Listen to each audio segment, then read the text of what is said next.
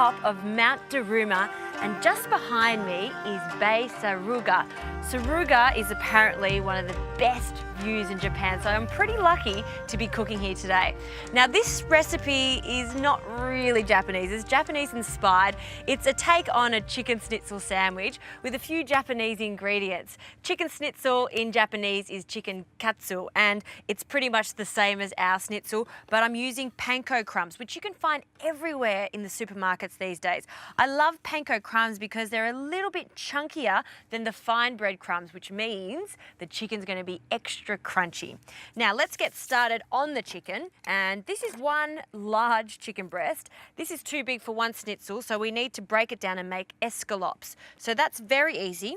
With your hand pressing on top of the chicken, cut it in half with long strokes, and pretty much taking one piece of chicken and turning it into two.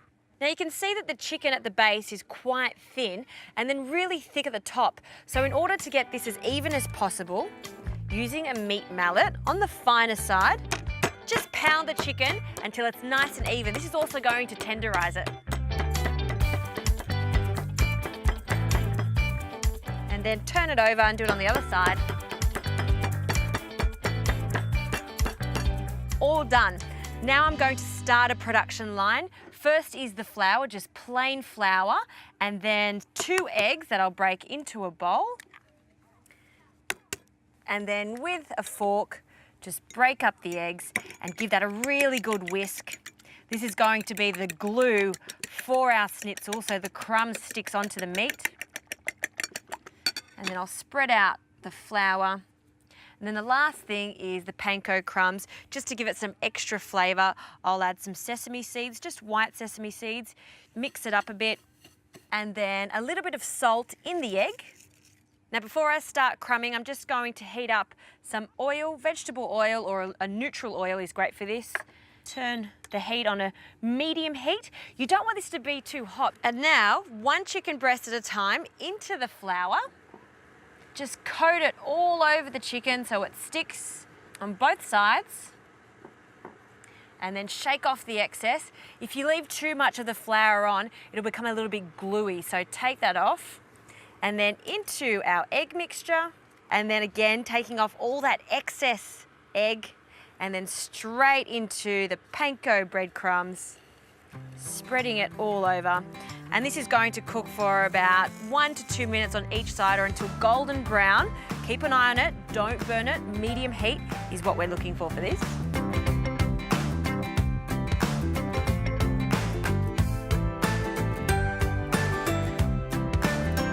The chicken has come out of the pan. I'm just letting it rest for a little bit. And now for the fun part, which is assembling the sandwiches. Now I'm just going to separate the bread in half. Then I'm going to add some tonkatsu sauce. It's a combination of Worcestershire sauce, tomato sauce. It also has some mirin in it. It is so delicious and goes perfectly with our schnitzel. So a big tablespoon on each piece of bread. And then because I love sauce, I'm going to add some more sauce, some mayonnaise. This style of mayonnaise and the tonkatsu can be found at all good Japanese grocers, or any Asian grocer for that matter. Just for a really quick pickle, these are cucumbers. I've just used a peeler just to cut them into thin ribbons, a little bit of rice wine vinegar, some sugar, and a pinch of salt. And then use your hands just to rub the vinegar and the salt and sugar into the cucumbers. And some of the moisture is going to start coming out. I want them to still be crunchy, so I'm really just pickling these for just a moment. I'll grab my chicken and a knife, cut it to size, and pop that on top. Then I'll add our cucumber ribbons, spread them around, some crunchy cabbage, and then, yes, a little bit more sauce. Some of the tonkatsu sauce and some mayonnaise. And now to slice this, taking the crust off, so with a sharp knife. And that could be little chef's treats. And then the last side, I'm going to cut this into fingers, generous fingers, and have a look inside. That is not your average chicken sandwich. so delicious. Pop them on a plate. I'm gonna save one for me.